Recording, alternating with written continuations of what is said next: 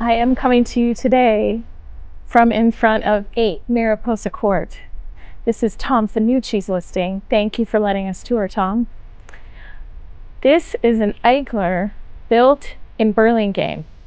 We're in the hills, and yet this Eichler is flat on the inside, one level living. Burlingame is right between San Francisco and Palo Alto, and this house is located in the Mills Estates development of Eichlers. This house charmed me from the inside out. Come on and take a look. The front door opens onto an entryway with a bench, but the surprise is that it looks and feels like it is outdoors. Instead of opening to the house or to a living room, the entryway opens onto an atrium. In this model, the atrium is enclosed and protected from the elements, but the height and light make the space feel like an oasis.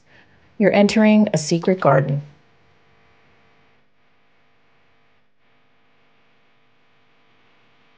Directly across from the atrium, we come to the living room. And while this house has been cleaned and cleared and staged, it is not vacant and homogenized. It still has all the character and mid-century period correct things, and it looks like a house well loved. Circling back to a view of the atrium, we can see that this house, while most Eichlers are flat, this one does have a gable in the roof.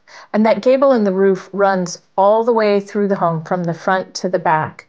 That allows for a dramatic height in the ceiling in the living room and the atrium. In the kitchen, we're greeted by a lot of original detail. First of all, we have evidence of the original wood paneling everywhere. I think some of these appliances are original. There's a pass-through that can be closed off that leads into the office area, and electric top, cooktop, a pantry. And then we have the engines built into the counter. What that did was it allowed for the different appliances not to clutter the counter. You could just plug them in and they were interchangeable.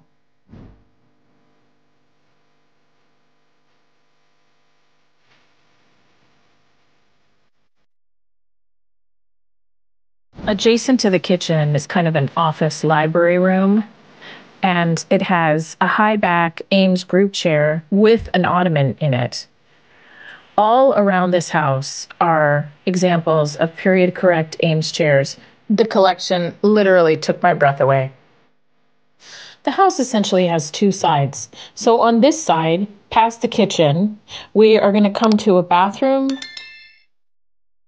And then I'm going to show you around 3 bedrooms. While we're taking that tour, let's talk about the statistics. This is a 5-bedroom, 2-bath house. It occupies 2,135 square feet, and it sits on a lot that is 11,620 square feet. This house was built in 1964. In this first bedroom, there are absolutely breathtaking views of the bay.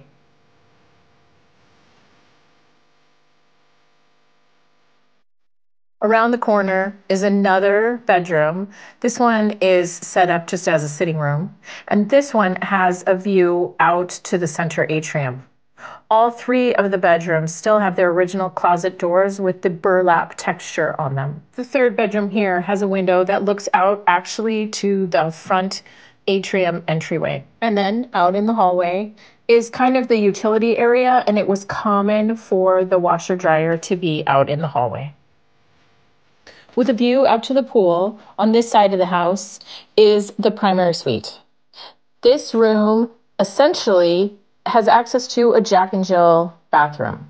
So you go through, there's a vanity area, and then the toilet and shower, and this one has an actual walk-in closet. After you get through the toilet and the shower, there is a door that leads to the office.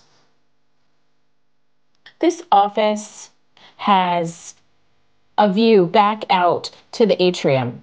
It also has a drafting table in it, and on all the walls there are movable, adjustable teak shelving. There are also 3 period correct chairs and so much vintage, excellent, collectible things on every shelf at every turn. This room is really a jewel in the house. I imagine the person that worked here was a pioneer in the Silicon Valley, and I would love to have them as a dinner party guest and hear their stories.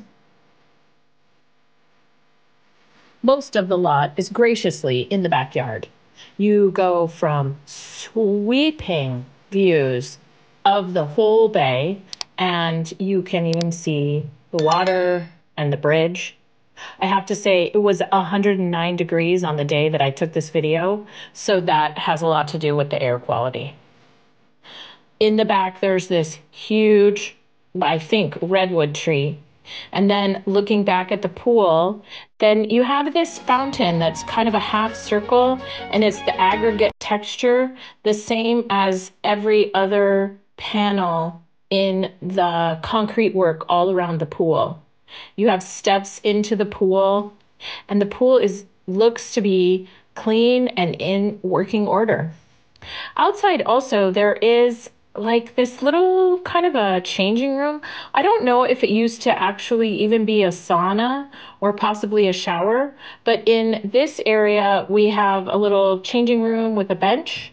And then there's this little extra closet. And on the other side of this is the actual pool equipment. So that incorporates everything that's in the pool house. Looking back to the outside of the house, you can see the gabled roof that runs all the way along the house and all the clear glass that looks back into the living room and the kitchen and dining room area.